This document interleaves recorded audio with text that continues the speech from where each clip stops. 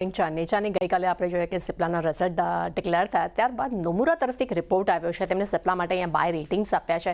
Target તેમને 1760 રૂપિયા પ્રતિ શેર કર્યા છે. તેમનું માનવું છે કે Q4ના પરિણામ જે છે તે ઇનલાઇન રહ્યા છે. અનુમાન સાથે આઉટલુક પણ અહીંયા તેમને ઇનલાઇન લાગી રહ્યું છે. તે સાથે તેમને પણ કહેવું છે પરંતુ સામે Q4માં એબિટામાં નરમાશ જોવા મળી છે અને FY26માં રેવલીમેડનું જે વેચાણ અહીંયા ઓછું થયું છે તે છતાં પણ મેનેજમેન્ટને આવક વધવાની તેઓ અપેક્ષા રાખી રહ્યા છે અને ખાસ કરીને અગર માર્જિનની વાત કરશું તો તે 23.5 થી 24% વચ્ચે રહેવાની પણ તેઓ અપેક્ષા રાખી રહ્યા છે.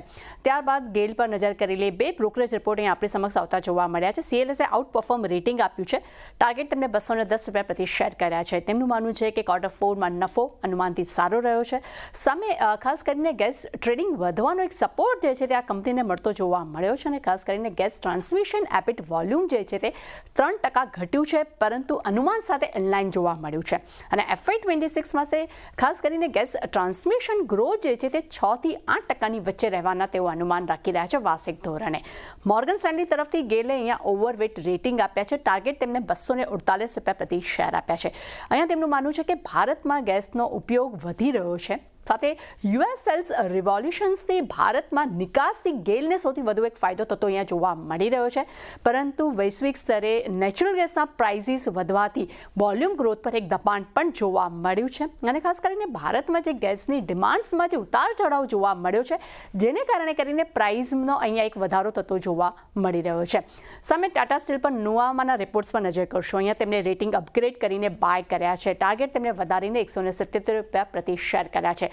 તેમનું માનવું છે કે Q4 FY25માં ખાસ કરીને નેધરલેન્ડ્સના ઓપરેશન્સથી કંપનીને ફાયદો થયો છે પરંતુ સામે યુકેમાં કંપનીને નુકસાન થયું છે અને તે સૌથી ઉચ્ચતમ સ્તર પર જોવા મળ્યું છે. પરંતુ બીજી તરફ અગર યુરોપના ઓપરેશન્સની વાત કરશો ત્યાં Q1 FY26થી પોઝિટિવ એબિટાના અનુમાન પણ કંપની અહીંયા રાખી રહી છે. અને સાથે તેમનું એ પણ કહેવું છે કે નીચા સ્થિર ખર્ચને કારણે કરીને યુરોપમાં નફો જે છે તે વધવાની પણ તેઓ અહીંયા અપેક્ષા રાખી રહ્યા છે અને ઓવરઓલ FY26માં એબિટા બંધ છે તે 6% વધવાની પણ તેઓ અપેક્ષા રાખી રહ્યા છે. ત્યારબાદ જ્યુબિલન્ટ ઇન્વિગ્રેવિયા પર આપણે નોવામાના રિપોર્ટ પર આપણે નજર કરશું. અહીંયા બાય રેટિંગ્સ જોવા મળ્યા છે. ટાર્ગેટ તેમને 668 રૂપિયા પ્રતિ શેર કર્યા છે. તેમનું માનવું છે કે Q4 FY25ના પરિણામ ઇનલાઇન રહ્યા છે અને ખાસ કરીને કંપનીની સ્પેશિયાલિટી કેમિકલ્સ અને ન્યુટ્રિશન છે તેના બિઝનેસના માર્જિનમાં એક મજબૂતી જોવા મળી છે.